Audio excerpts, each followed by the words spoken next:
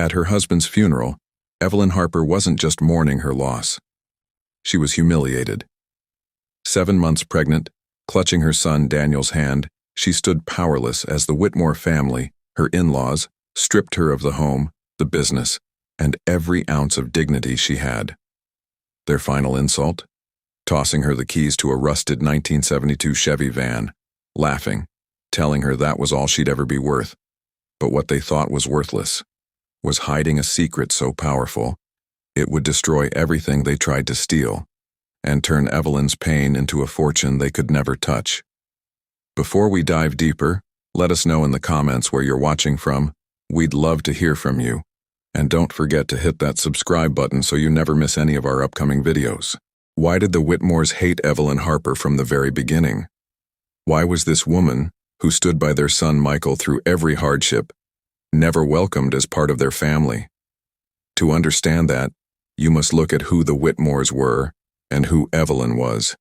The Whitmores carried themselves as if their name alone set them above the rest, a family known in their town for wealth, for property, for status.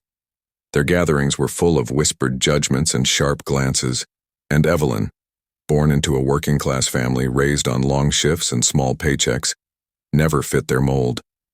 They saw her not as the devoted wife who helped Michael grow Harper Bloom floral design from a rented back room into a thriving storefront, but as an interloper who had stolen the heart of their son. Every success she and Michael achieved together only deepened their quiet resentment, for they believed it should have been theirs alone to claim. And when the day came that Michael's heart failed and Evelyn was left a widow, the Whitmores seized their chance to show her where they thought she truly belonged. Why give her a van instead of the businesses she had built with Michael's hands and her own? The answer lies in cruelty disguised as entitlement. At the reading of the will, the lawyer's voice carried Michael's final wishes: that Evelyn inherit the house at 42 Willow Lane, his shares in Harper Bloom, and yes, the old Chevy van. But the Whitmores laughed in the lawyer's office, their sharp voices cutting across Evelyn's stunned silence. "The house is family property," her father-in-law declared, his tone dismissive. "The business, too. You married into it. You don't own it. The van is all you get." They handed her keys, the cold metal pressed into her palm as their smirks widened. To them, it was mockery, a cruel reminder that they believed she had no claim to anything of real value. Yet in that moment, even as the rain clung to her hair and Daniel's small hand tightened in fear around hers, Evelyn resolved to make do with what little they allowed her. And still, one question remains. A question that would burn brighter with each passing day she spent inside that rusted shell. What was hidden beneath the layers of peeling paint and corroded steel that the Whitmores had never bothered to see? What was it that Michael had left her? Something more enduring than houses, more lasting than businesses, something even they could not steal. Stay with us, because what Evelyn uncovered inside that van is more shocking than you can imagine, and it would rewrite the story of her life in a way that no one, not the Whitmores, not even Evelyn herself, could have foreseen. Evelyn Harper had never been the kind of woman who sought wealth or prestige. Born to a modest family, she grew up understanding the weight of hard work and the quiet dignity of survival. Long before she married Michael Harper, she was known around town for her steady hands with flowers. She could take the most ordinary bouquet and breathe life into it, arranging stems and petals in a way that carried meaning far beyond their beauty. Evelyn worked long hours in small shops, saving pennies and dreaming of someday building something of her own. She was practical, grounded, and resilient, a woman who measured her wealth in moments of love and sacrifice, not in status or titles. Michael Harper was different in temperament but equal in determination. He was a visionary, someone who could see possibility in the plainest places. While others overlooked Evelyn's talents, Michael saw her gift immediately. He encouraged her, supported her, and together they built Harper Bloom floral design. What began in a cramped back room with a second-hand counter and shelves lined with recycled glass vases grew into a thriving downtown storefront. Customers didn't just come for flowers, they came for the way Evelyn listened.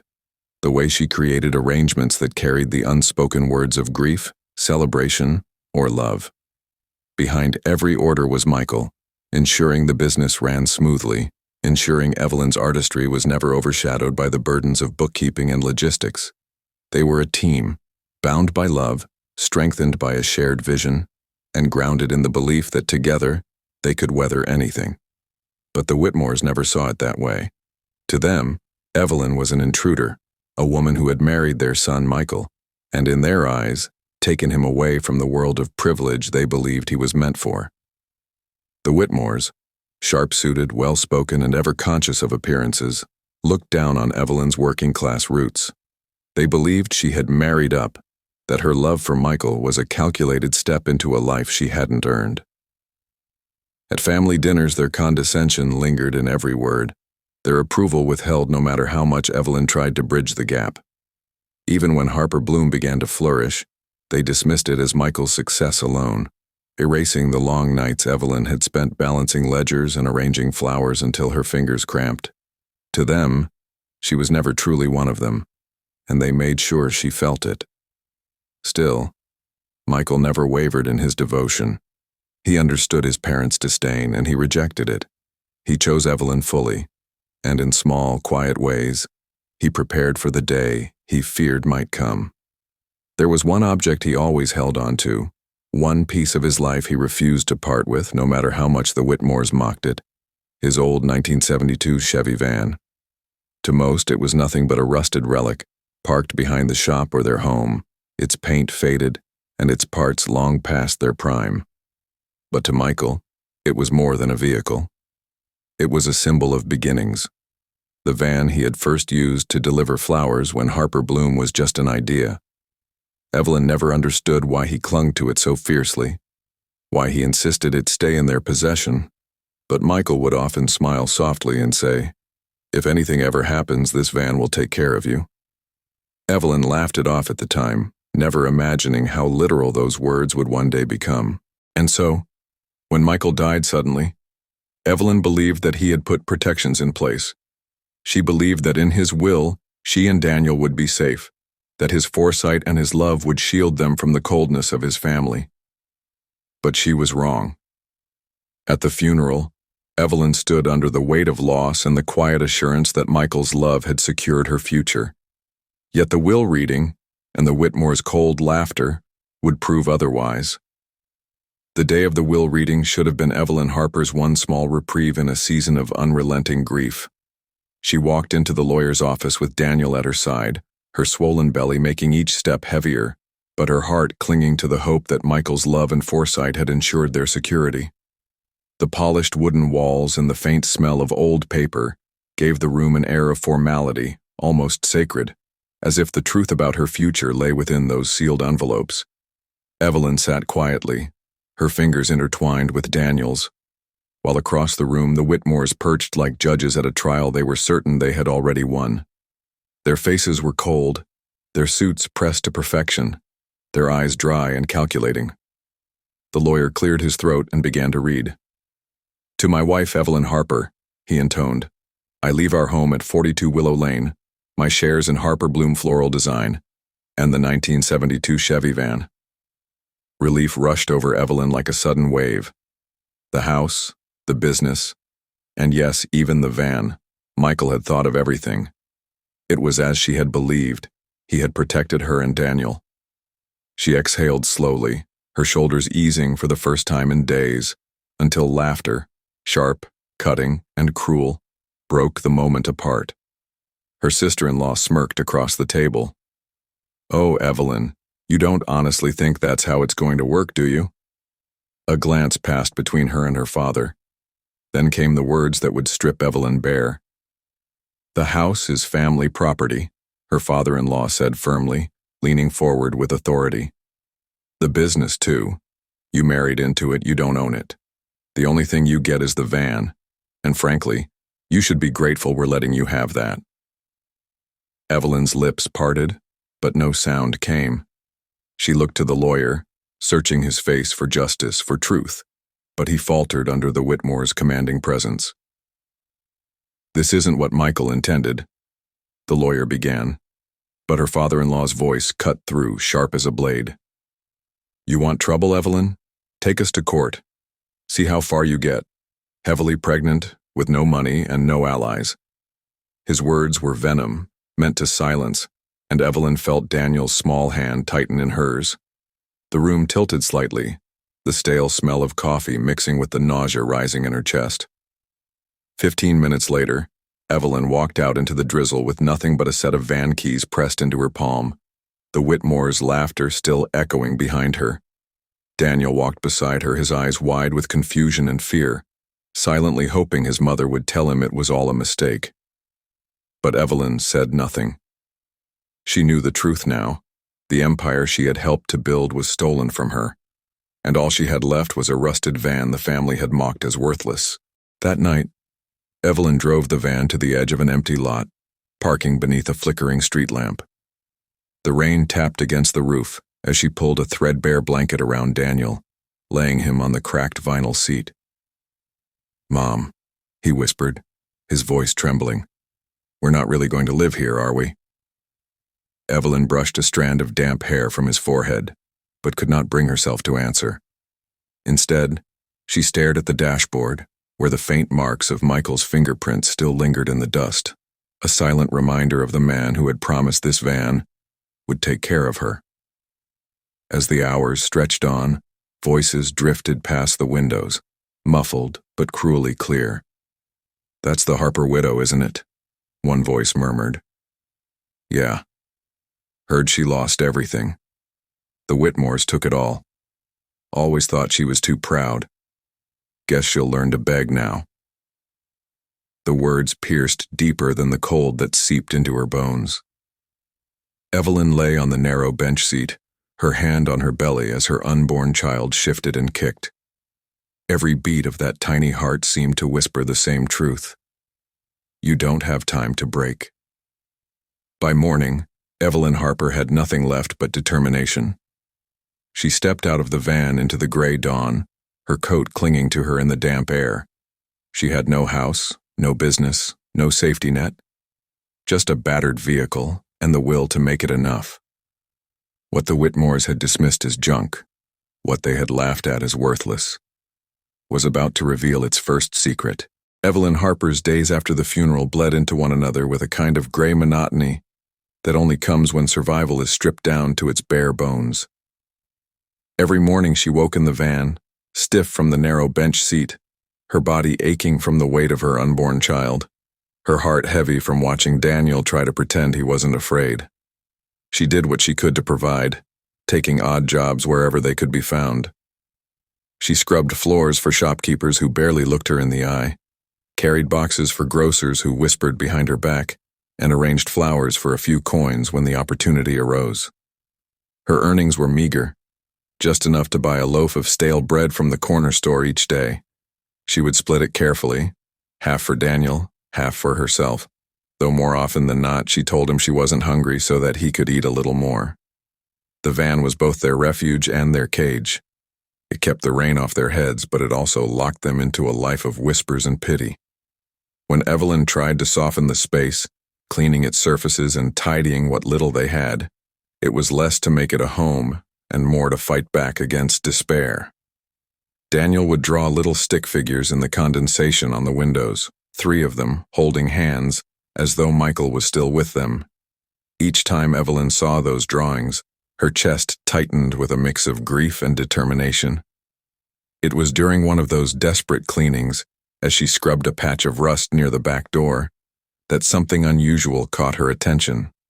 The sponge snagged against a sharp edge, and as she pulled it back, flakes of rust crumbled away. Beneath the corrosion, something shimmered faintly. Evelyn frowned, wiping harder, and a sliver of warm, glowing metal revealed itself. She pressed her thumb against it. The texture was smooth, dense, nothing like the steel she had expected. For a long moment she stared, her heart beating faster, her breath caught between hope and disbelief. Could it be? She pushed harder, peeling back more of the brittle surface, and there it was again, unmistakable now. The soft, unmistakable gleam of gold. The realization struck like a silent thunderclap. Michael's words came rushing back to her. If anything ever happens, this van will take care of you. She had laughed at him once for clinging to such an old, broken-down vehicle. Now she understood. He hadn't been clinging to sentiment. He had been hiding a fortune in plain sight. Evelyn pressed her palm flat against the panel. It was heavy, far heavier than it had any right to be. The Whitmores had mocked it, laughed at her as they tossed her the keys, never once realizing that the van was lined with the very thing they craved most. But Evelyn did not shout. She did not even allow herself to smile. She knew instantly that this secret, if revealed, could destroy her. The Whitmores would take everything again, and this time they would not stop until she and Daniel were left with nothing at all. No, this had to remain hers alone. If anyone found out, she whispered to herself, everything would be ripped from us again. The first test came quietly, in secrecy. Evelyn pried off a small strip from the inside of the rear door, just enough to fit into her coat pocket. She traveled across town to a jeweler who was known for discretion. Hands trembling, she slid the piece across the counter. The jeweler weighed it, tested it, and with a raised brow, handed her more money than she had earned in months of backbreaking work. The cash felt heavy in her hand, not just in weight, but in possibility. With it, she bought fresh clothes for Daniel, prenatal vitamins her body desperately needed, and enough food to keep them from going hungry. For the first time since Michael's death, Evelyn slept with something close to peace. But she did not become reckless. Every day after, she continued to live outwardly as though nothing had changed. She still woke in the van, still worked odd jobs, still endured the whispers. Outwardly, she remained the widow who had been cast aside, barely scraping by. But privately, Evelyn was beginning to build. Another strip of gold sold discreetly, another careful purchase made, another step towards something greater. She began to put away money, not for comfort, but for reinvestment. She rented a small corner in the local street market, just big enough for a folding table and a handful of flowers bought wholesale. It wasn't much, but it was a beginning. Evelyn arranged each bouquet with the same skill and care she had once poured into Harper bloom. Her hands remembered what her heart had tried to bury. Customers noticed. They whispered, "Isn't that Michael Harper's widow? Didn't she lose everything?" But the whispers no longer stung. They fueled her. Each coin earned was another victory, another step away from the humiliation the Whitmores had tried to brand her with. Still, she knew she was walking a knife's edge. Each time she touched the van, each time she scraped away another flake of rust to uncover the glowing truth beneath, Evelyn reminded herself of the danger. The gold was real. The fortune was hers. But it was also a secret so fragile that a single slip could cost her everything. She carried that weight silently, whispering to herself late at night as Daniel slept beside her. This isn't just valuable. This is powerful, and I won't let them take it from us. Evelyn Harper's discipline became her greatest weapon. The first slivers of gold she sold were not wasted on comfort or fleeting luxuries, but invested with precision. She bought prenatal care to ensure her unborn child, Grace, would come into the world healthy. She replaced Daniel's worn-out shoes and bought him new clothes so he would no longer walk through school halls marked by the whispers of pity. And then she saved, quietly and steadily, until she could afford to do what she had always known best: arrange flowers. With her savings, she rented a small stall in a bustling street market, just large enough for a table, a few buckets, and a handful of blooms bought wholesale. At first, customers came hesitantly, unsure what to make of the quiet widow whose life had been the subject of gossip. But the moment Evelyn's hands touched the stems, everything changed. Each bouquet was crafted with intention. Each arrangement seemed to carry a story. A grieving woman left with lilies bound in white ribbon that spoke of remembrance. A young man blushed as Evelyn placed a single rose in his hand, whispering that sometimes one flower said more than dozens. Soon whispers began to spread, not of her humiliation but of her gift. "Who's the new florist?" One passerby asked another. "That's Evelyn Harper. Michael's widow. You remember the Whitmores left her with nothing. But look at her now. Her stall is always full, her flowers better than anyone's. Every coin she earned was reinvested. The stall grew from a handful of buckets to a row of colorful displays, from a folding table to a sturdy counter. And when Grace was born, Evelyn expanded again, moving from the stall into a modest corner shop with wide front windows and sunlight streaming through. She named it Issa Rose, a tribute to Daniel, whose name carried a legacy of resilience, and to Grace, the child who symbolized renewal. The name was painted in gold script above the awning, a quiet reminder of the secret that had made it possible. Inside, the shop was filled with the scent of lilies, peonies, and eucalyptus. Customers didn't just come for flowers, they came for the way Evelyn remembered their names, the way she tucked sprigs of baby's breath into every bouquet, wishing them luck in a way only she could. Across town, the story was very different for the Whitmores. Their arrogance had led them to believe that they could manage Harper Bloom without Evelyn's steady hand, without Michael's heart. But greed is a poor substitute for dedication. Orders went unfilled. Suppliers went unpaid. Customers turned elsewhere. One by one, contracts were lost, debts piled higher, and whispers began to circle. The Whitmores can't keep the lights on. Their shops are closing one by one. Imagine they stole it all from Evelyn and look where it's led them. Soon the whispers became headlines. Harper Bloom floral design files for bankruptcy. Whitmore family home listed for immediate sale. The empire they had stolen from Evelyn was crumbling in their hands, collapsing under the weight of their mismanagement and greed. Meanwhile, Evelyn's shop thrived. Where once she had been dismissed as a woman with nothing, now she was respected as a business owner with everything to show for her perseverance. Customers marveled at her resilience, at how she had built Issa Rose from scraps of survival into something beautiful. To Evelyn, every sale was more than income. It was proof that dignity could not be stolen, that strength could bloom even in the harshest soil. But the Whitmores, stripped of their power and desperate for shelter, had not yet disappeared from her story. The same people who had laughed as they handed her the keys to the van would soon stand on the threshold of Issa Rose, empty-handed and begging. And when the Whitmores had nowhere left to turn, they came crawling back to Evelyn. The day the Whitmores stepped into Issa Rose, Evelyn Harper felt time fold in on itself. The bell above the shop door chimed, and when she looked up from wrapping a bouquet of pale roses for a young bride-to-be, she saw them standing there. They were not the imperious figures who had once loomed over her at a polished lawyer's desk, mocking her as they stripped her of a life she had helped build. They were thinner now, their clothes worn at the edges, their faces hollowed by worry. The Whitmores carried none of the proud arrogance they had once worn like armor. They looked small, almost fragile, their power having dissolved with their fortune. For a long moment, neither spoke.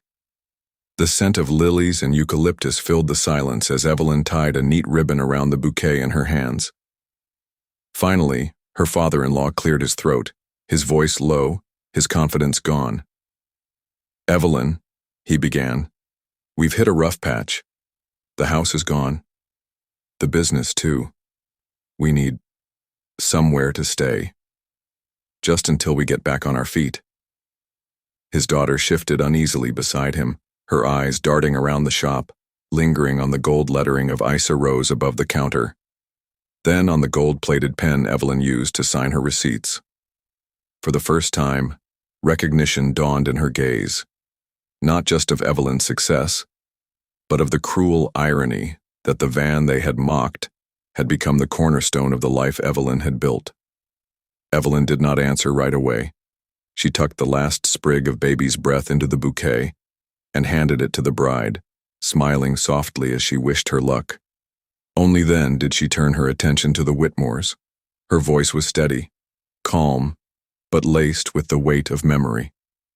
"I remember," she said, "the day you told me the van was all I deserved, that my children and I deserved nothing better." She let the words settle, watching as her sister-in-law's shoulders stiffened, as her father-in-law's gaze dropped to the floor. Evelyn did not raise her voice, did not allow anger to edge her tone. She didn't need to. The truth was heavy enough. Her words came slowly, measured like a blade being unsheathed. Turns out, you were right. That van was all I needed. What you meant as an insult became the key to everything I have now. You thought you were breaking me. You didn't realize you were handing me freedom. The Whitmores shifted uncomfortably, their pride unraveling with each second of silence. Please, Evelyn, her sister-in-law whispered. We just need a little help. A place to stay. A chance to start again. Evelyn looked at them, her expression not hard with vengeance but clear with resolve. She thought of the nights she had slept in the van with Daniel curled beside her, of the mornings she rose before the sun to piece together a life from scraps, of the secret gold that had carried her not into extravagance, but into independence. She thought of Michael, of his quiet faith in her strength, of his words, "If anything ever happens, this van will take care of you." She shook her head gently. "I'm afraid I don't have room," she said, her voice soft but unyielding. "Some things are too small to hold the weight of the people who once tried to break them." The Whitmores had no reply. They turned, their silence heavier than any words, and stepped back out into the street. The bell above the door chimed again, this time like punctuation, final, decisive. Evelyn exhaled slowly, not with triumph, but with a sense of release. It wasn't revenge she felt. It was freedom. The gold in the van had given her the chance to survive, but survival alone had not built Issa Rose. Her real victory lay in the strength she had discovered within herself, in the independence she had claimed when the world had tried to strip her of everything. Evening light streamed through the shop windows, bathing the petals in shades of gold. Daniel sketched quietly at the counter. Grace slept in her basket beside him, and Evelyn looked around the space she had created with her own two hands. Through the window, the van still sat in its familiar place, rusted and unassuming, yet more valuable than any mansion the Whitmores had ever claimed. To anyone passing by, it was nothing but scrap, but Evelyn knew better. The van had held her fortune, yes, but more importantly, it had held her future. And now, for the first time in her life, that future belonged only to her. The Whitmores laughed when they handed Evelyn Harper a rusted van, believing they had reduced her to nothing more than a symbol of their contempt. But what they dismissed as worthless was, in truth, the very foundation of her strength. They thought they had taken her dignity, her future, and her children's inheritance, yet they had unknowingly delivered the key to her independence and her freedom. That battered 1972 Chevy van, left to rot in their eyes, became the silent witness to Evelyn's greatest transformation. It carried her through the cold nights when Daniel shivered beside her. It sheltered her as she prepared to bring Grace into the world, and it hid within its shell the very gold that allowed her to rise again.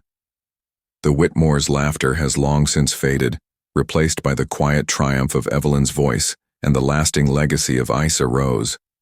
And now the question turns to you. What about you? Was Evelyn right to turn her in-laws away when they came to her humbled and broken? Or should she have shown them mercy in their hour of need? Let us know in the comments below, because your perspective matters. And if you thought Evelyn's journey was unbelievable, wait until you hear the story we have coming next. Subscribe now so you never miss the stories they don't want you to hear.